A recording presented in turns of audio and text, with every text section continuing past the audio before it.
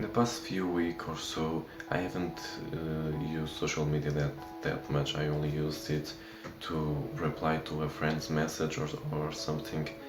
And I really think that I should quit social media, and this is the video that I'm gonna show you why you also should quit social media in 2022. So let's jump into the video. Number one, it's a waste of time. We always know that we've been told a lot of times by others that it's a waste of time. How many times does your mother tells you, why are you always on your phone on social media? Don't you have more stuff to do? Like you are always scrolling through TikTok or Instagram Reel. We all know deep down that it's a waste of time, but we always do it. It's addictive because of the way it was meant to be, and we always want to know what our friends are up to, or the news, or our celebrities that we look up to. But deep down we all know that it's a waste of time. How many times did you went to the toilet with your phone, and instead of spending there like 10 minutes, you almost spend up like almost half an hour? Yeah. So I really think it's a waste of time, and that leads us to our number two topic in terms of productivity. If you are always on social media, you don't get stuff done. You don't do what you are meant to do. You don't study. That could end up leading to a late night study session, and in the next day your attention span will be very reduced, and your capacity of getting new information in class or in college are going to be very reduced as well, because you didn't get enough sleep because you were on social media, and that led to a late study night session. What I mean is, it's that we don't get stuff done. Our productivity reduces over time. We're always scrolling through social media. We don't do our chores, we don't study early, we don't get our personal life to-dos done because of all of this and many other things. But yeah, we all know this. In terms of productivity, it's a con. Number three, we always post what's best in life on social media. And why is that? Because I think we don't want to let others know that we have a bad life, that we didn't do this very well, or we didn't do that very well, and because other people share always good moments on social media, and we aspire to be on that level on social media because we want to be accepted. I think, and that also, I think we also post stuff on social media and share it online because we desire attention. And I'm guilty. I've done that as well, and I think other people daily do that as well. In terms of what's the effect of sharing only the good stuff online, that could trigger our brain to think that reality and the real world is only made of good things, good moments, good grades, good jobs, good friends, good relationships. But let's face it, real life is not like that. In real life, we have to fight for our jobs, we have to fight for having good grades, we have to study a lot in many cases. We don't have many friends. We always have that friend that we don't like very much. Our relationships could be better in terms of our parents, our romantic lover, and even our friends, as I told you. So yeah, it's not healthy. I think it's not a healthy lifestyle to be living. And that also leads us to point 4. It's all fake. It's all fake.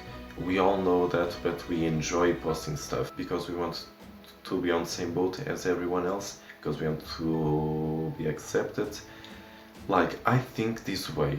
I follow people on social media that in real life I don't talk to, or I don't talk to very often. But in reality, I only think about the people I don't talk to. Like, I follow people on social media that if I pass them, if I come across them on the street, they don't tell me anything. I don't tell them anything either.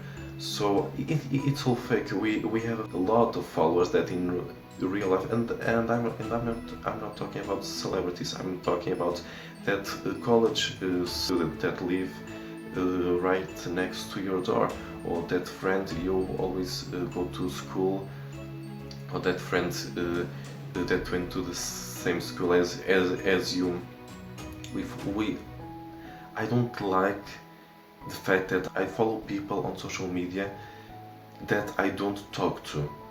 You know, I think you get that as well. Finally, number 5, a topic that I think a lot of people don't think of. It's in terms of privacy.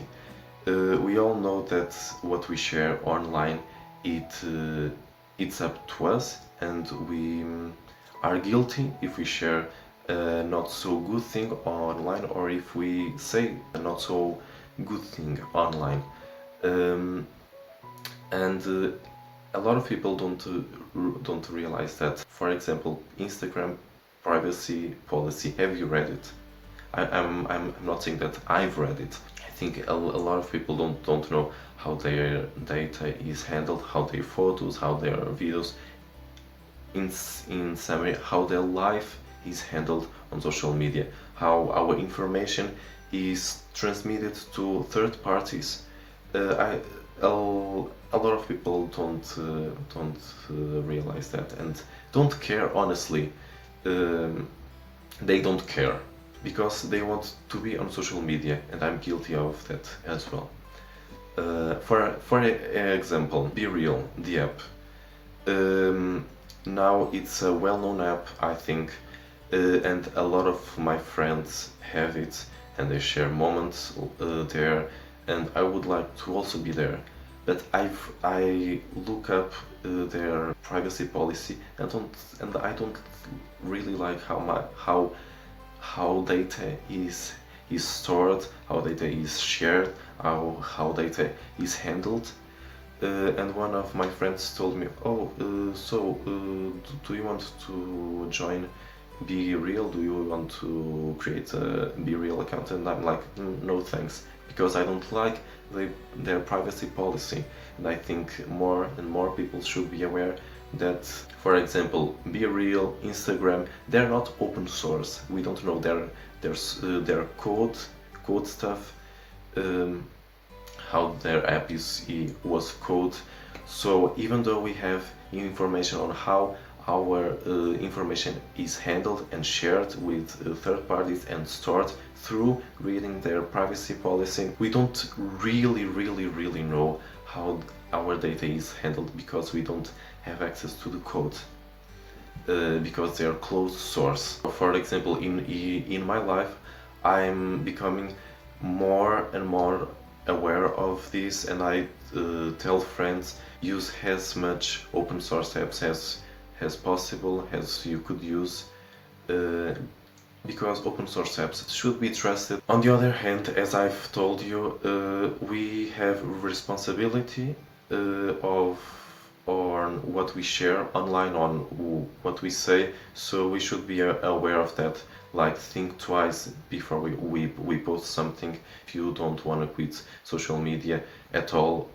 But I think with this video, my message is, if you don't want to quit social media this year, you should at least reduce the amount of time you spend there. Or if you're tired of it, if you are done with it, you should delete it. And that's one thing I am considering, because I don't really miss it.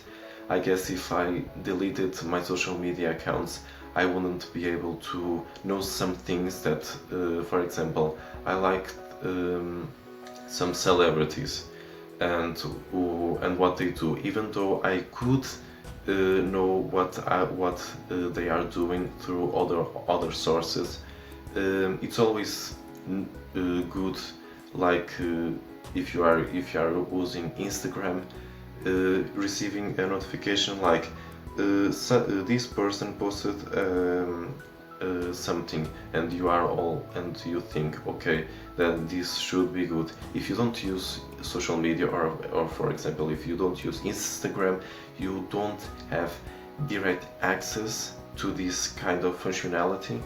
So I guess you know what I'm trying to say here. So to conclude, what I want to say in this video is that if you are tired of social media, I really encourage you to quit social media, like 1 month, 2 months, 1 year, and then you reflect on how positive your life is, because you are not always seeing what other people are liking, are saying, are thinking of you. If you don't want to quit social media, at least I encourage you to reduce your amount of time spent there.